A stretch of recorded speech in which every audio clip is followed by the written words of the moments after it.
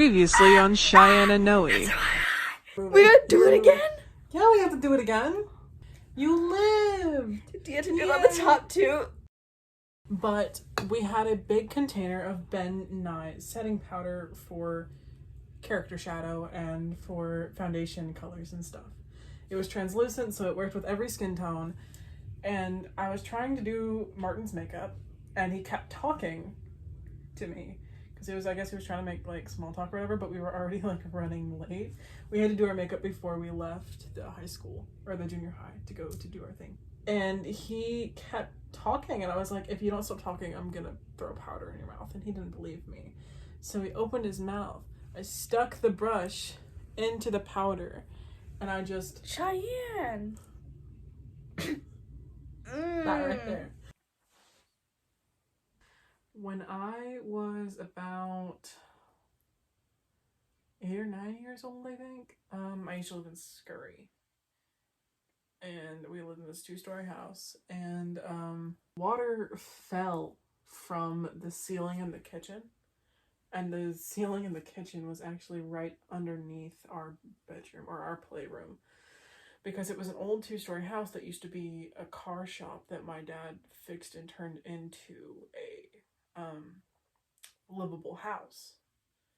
So we had plywood walls still and concrete flooring on the bottom floor, and we had like a tin roof. So water fell from the floor, from out of nowhere, from the ceiling, and we went upstairs and like nothing was wet. We checked the window that was right above there. It wasn't wet. There were no pipes running there, and the floor was wet and stuff, so water did fall, but we have no idea where it came from. After my sister's grandmother passed away, one night we were in our room. This is the same 2-story house, and the way that the room sits, it was 2 rooms, but they've knocked out the middle wall. So there are 2 doorways, but there are no actual doors. And our stairs were very loud and very creaky. The stairs were creaking, and we were supposed to be asleep because we had school the next day. And my sister had said that someone was coming up the stairs. She heard them, and we got quiet and we listened. And then I heard it too, so we got quiet. And then after a minute, we didn't hear anything. We thought it was our parents checking on us to make sure we were sleeping, but we were not. My sister told me, like, get out of bed, go check it out. But because she was younger than me, I was like, well, I guess I have to. So I did, and I walked around to the door, and I realized that my sister was so scared because it walked in front of the door that was on the right side of the room, because we were in the same bed, which is my side, and it walked over to the left side of the room where she was sleeping, and it disappeared. I got out of bed and I followed it. Why? Because I was stupid. I was like 9 years old. I followed it, and there was like a section in between the doors, and I watched it walk into the bedroom, like through my sister's side door. And I followed it, and by the time I got to the other side, it was standing next to my sister, who was fast asleep. And I walked over there, and it like it evaporated. It was so scary. I was like a 9-year-old. I walked over, and I was like, "What are you doing? What just happened?" Because she was like fast asleep. I was like, "Ew."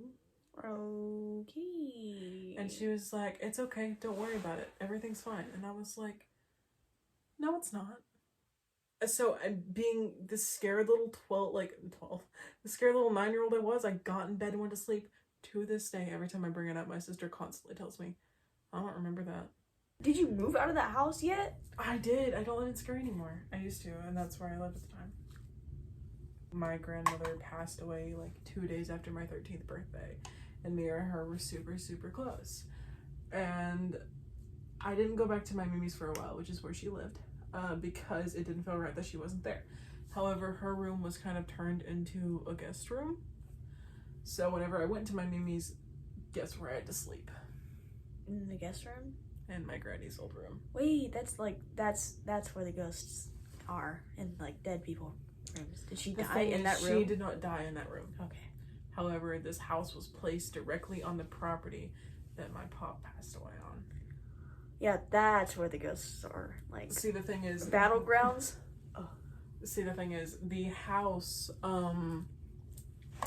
was, when the house burned down, what they did was they kept the property and they just put a new house on top of it after moving all the ash and stuff, which is really messed up. That is terrifying. And they still have that property to this day. After 3 people who lived there died. Wait, ew. That's, no. That's really bad. I'm not even Ew. kidding.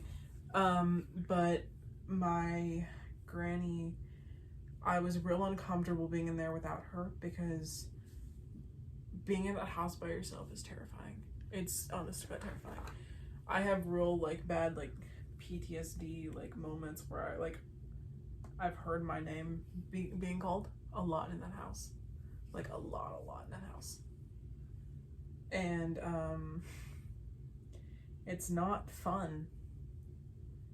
Especially when, like, it's normal for you to hear voices. What? I swear I'm not a psychopath. Let me explain something. So basically, Schizophrenia, you've been on my mind. Okay. so basically, growing up, my mom's side of the family has always been very sensitive to the paranormal, like extremely sensitive to it. Like, we can feel it. So if I ever at one point just like get chills or like look off into the distance and space out, it's probably what's happening. If I'm being honest, it's very normal for me. Actually. Is my house haunted? No.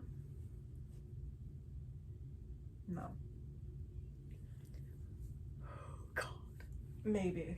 What? I was in my granny's room, and I was having a really hard time falling asleep because I felt like someone was watching me. And the really bad thing about this house is their room was in the exact same place. Like, the exact same place. So, it's fun. And then, I called my mom and I was like, Mom, I can't sleep here. I can't. She was like, there's nothing in the house that's gonna hurt you. The only people who died in that house were your family that you were close to. And I was like, yeah, but it feels like people are watching me and I don't like it. And she was like, that's something you're gonna have to get over in life, because it's gonna happen for the rest of your life. And I was like, thanks. I don't want to be told that ever in my life. Whoa! If you're listening to my voice right now, that means you made it to the end of the video. Her Instagram and her TikTok will be in the description below. And make sure to check out more content from my channel. The left box will be what YouTube recommends to you. And the right one, that's the most recent one I made. Make sure to subscribe, click that big circle in the middle, and I'll see you guys in the next video. Heck yeah!